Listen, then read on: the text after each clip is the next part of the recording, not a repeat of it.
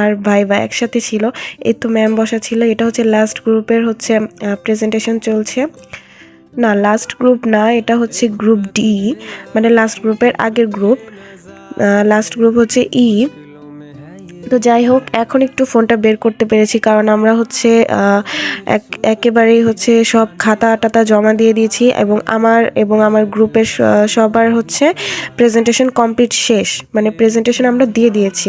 আমাদের প্রেজেন্টেশন মোটামুটি হয়েছে, মানে অ্যাভারেজ, অত একটা ভালো হয়নি, অত একটা খারাপও হয়নি, মানে একদম অ্যাভারেজ হয়েছে।